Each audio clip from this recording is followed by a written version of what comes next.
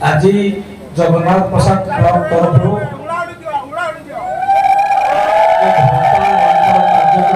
आयोजन करा से कार्यक्रम सभा ब्लॉक माननीय पंचायत समिति अध्यक्षा जयश्री मैडम महोदय ब्लॉक वाइस चेयरमैन रंजीत बाबू आस्ट्रेलिया महोदय आपणकर सुखदुखर साथी ब्लॉक विडीओ महोदय लोकसभा सांसद प्रतिनिधि पंडा बाबू एत बड़ आयोजन मुख्य मालिक भिओएस मैडम मो सामने बसी महामाने पीआरआई मेंबर माने 25टी पंचायत कोण अनुकोण सुदीप वृंद सांबादिक बंधुगण पुलिस भाई माने धन्यवाद देउछि वीडियो चेयरमैन एवं ब्लॉक प्रशासन को गोटे सुंदर कार्यक्रम हाथ को नहीं ये सुंदर कार्यक्रम होगा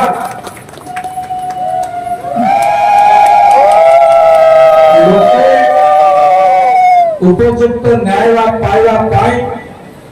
आज कार्यक्रम भत्ता बंटार कार्यक्रम मु जो दलर विधायक से दलर मुख्यमंत्री एवं से दलर प्रधानमंत्री नारा आवा आने हूँ देशर सेवक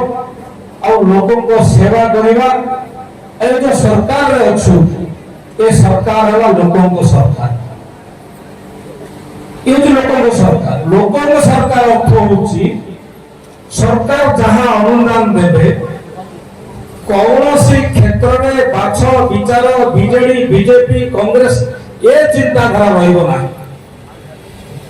गाँ कोण रोथुवा गरीब गुरुबाटी पाखे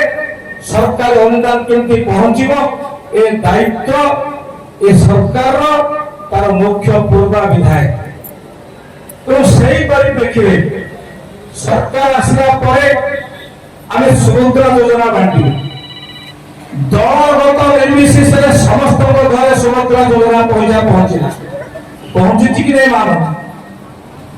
सुभद्रा योजना पैसा पहुंची कि नहीं समस्त पाखे पहुंचला देखा कि आप बीजेपी लोक कि नहीं कौन से क्षेत्र में राजनीतिकरण करा जाए नहीं ये हूँ निर्देश प्रधानमंत्री ये सरकार लोकों ठीक से भाव आम चाषी मान धान क्विंटाल पिछा 800 टंका वृद्धि करू चाषी भाई पाइच लंबा समय धरी गोटे सरकार रहा टंका 50टा दे पारे चाषी भाई को धन्यवाद दूसरी मोर मुख्यमंत्री और प्रधानमंत्री को ओडिशा चाषी भाई मान मुहर हस फुटाइबा क्विंटाल पिछा 800 टंका देला दलगत निर्विशेष समस्त मुक्तिगला कौन क्षेत्र में बाछ विचार ना जाति धर्म ना ये हूँ लोक सरकार किसी दिन तले अंत्योदय योजना नाम गरीब गुरुबा माँ मान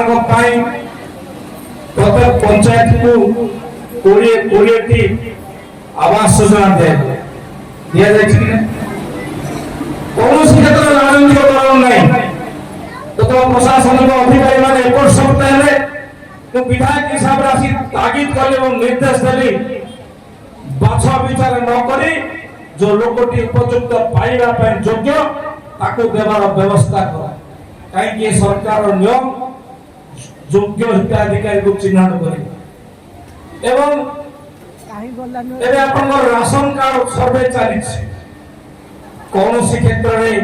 राजनीतिकरण नहीं आप हेल्थ कार्ड बंटा जाउची कौन सी क्षेत्र में राजनीतिकरण नहीं प्रधानमंत्री स्वप्न गाँ को विकास करने कारण गाँव में कौन सी प्रकार सुविधा नथिबारु गाँव लोक सब सहराभिमुखी होउछन जहाँ फल गाँ आज जंगल ग्रामांचल में रोकवा लोक ସବୁ ପ୍ରକାର ବ୍ୟବସ୍ଥା ଆପଣଙ୍କ ପାଖରେ ପହଞ୍ଚାଇବା ପାଇଁ ହଜାର ହଜାର କୋଟି ଟଙ୍କାର ଗୋଟେ ମାନଚିତ୍ର ତିଆରି କରାଯାଇଛି। ପ୍ରତ୍ୟେକ ଗାଁରେ ସ୍କୁଲକୁ ବିଲ୍ଡିଂ, ପ୍ରତ୍ୟେକ ଗାଁରେ ବନ୍ଧର ଖୋଳନ, ପ୍ରତ୍ୟେକ ଗାଁରେ ଟ୍ୟୁବୱେଲ ବ୍ୟବସ୍ଥା, ପ୍ରତ୍ୟେକ ଗାଁରେ କଲ୍ୟାଣ ମଣ୍ଡପ, ପ୍ରତ୍ୟେକ ପଞ୍ଚାୟତରେ କଲ୍ୟାଣ ମଣ୍ଡପ ବ୍ୟବସ୍ଥା, ଏଭଳି ଭାବରେ ପ୍ରତ୍ୟେକ ଗାଁକୁ ସଡ଼କ ରାସ୍ତା ଏବଂ ଯୋଉ 3 କିଲୋମିଟର ଉର୍ଦ୍ଧ୍ୱ ଗାଁ ରହିଯାଇଛି ରାସ୍ତା ତାକୁ ମଧ୍ୟ ଆଗେ ଡିପାର୍ଟମେଣ୍ଟ ଭର୍ତ୍ତି କରିବା ପାଇଁ ବର୍ତ୍ତମାନ ନିର୍ଦ୍ଦେଶ ପଞ୍ଚାୟତ ସମିତିକୁ ଆସିଛି। ଏ ସମିତି ତଳ ସ୍ତରରୁ ଯାଇ ତାର ଡାଟା ନେଇ ଏ ରାଜ୍ୟ ସରକାର ପାଖରେ ଆଜି ପହଞ୍ଚିଛି। ତେଣୁ ଏ ସରକାରଙ୍କର ନିୟମ ହେଲା ଯାହା ସରକାରଙ୍କ ଅନୁଦାନ ଆସିବ ତା ତଳ ସ୍ତରରେ ପହଞ୍ଚେଇବେ। ଓଡ଼ିଶାରେ ବସବାସ କରୁଥିବା ଗରିବ ଗୁରୁବା ବାପା ମା ପାଖରେ ସେ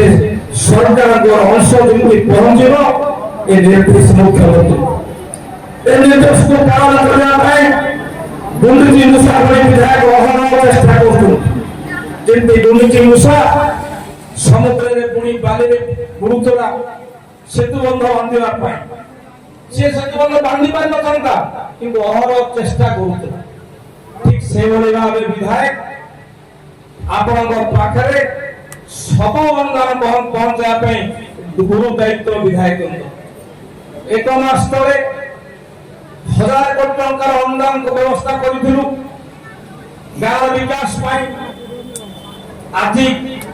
ଗଲାକାଲି ନିଷ୍ପତ୍ତି ନେଇଛନ୍ତି ମୁଖ୍ୟମନ୍ତ୍ରୀ 2000 କୋଟି ଟଙ୍କାର ବ୍ୟବସ୍ଥା କରିବା ପାଇଁ ଏବଂ ଡିସେମ୍ବର ମାସ ସୁଦ୍ଧା 3000 କୋଟି ଟଙ୍କାର ବ୍ୟବସ୍ଥା କରିବା ପାଇଁ। ତେଣୁ ଗାଁ ହସିଲେ ଲୋକେ ହସିବେ। এই পরিপ্রেক্ষিতে যে সরকারଙ୍କ চিন্তাধারা ଅଛି ଓଡ଼ିଶାକୁ ଲୋକାଭିମୁଖୀ କରିବା ପାଇଁ ଏବଂ ଓଡ଼ିଆ ଲୋକଙ୍କ ମୁହଁରେ ହସ ଫୁଟାଇବା ପାଇଁ ମୁଁ ସମସ୍ତଙ୍କୁ ଆହ୍ୱାନ କରୁଛି ଏ ସ୍ୱର୍ଗରେ ସାମିଲ ହୁଅନ୍ତୁ। ଆପଣ ଶୁଣିଲେ ଆଶ୍ଚର୍ଯ୍ୟ ହେବେ ଭଞ୍ଜନଗର ନିର୍ବାଚନ ମଣ୍ଡଳୀରେ ଗଞ୍ଜାମ ଜିଲ୍ଲାର ହାଇଏଷ୍ଟ ଟ୍ୟୁବୱେଲ ବ୍ୟବସ୍ଥା ବିଧାୟକ କରିଥିଲେ। ଯିଏ ଯୋଉଟା ଟ୍ୟୁବୱେଲ ମାଗିଲା ତାକୁ ଟ୍ୟୁବୱେଲ ଆମେ ଦେଇଛୁ ଏବଂ ଚାଷୀ ମାନଙ୍କ ପାଇଁ ଗାଁ ମାନଙ୍କରେ ଯୋଉ ଛୋଟ ଛୋଟ ଡ୍ୟାମ ଅଛି ମାଇନର ଇରିଗେସନ ର ସମସ୍ତ ଡ୍ୟାମ କୁ ଆମେ ହାତକୁ ନେଇଛୁ ମାଟି ଉଦ୍ଧାର କରିବା ପାଇଁ। ଆଉ ଏବେ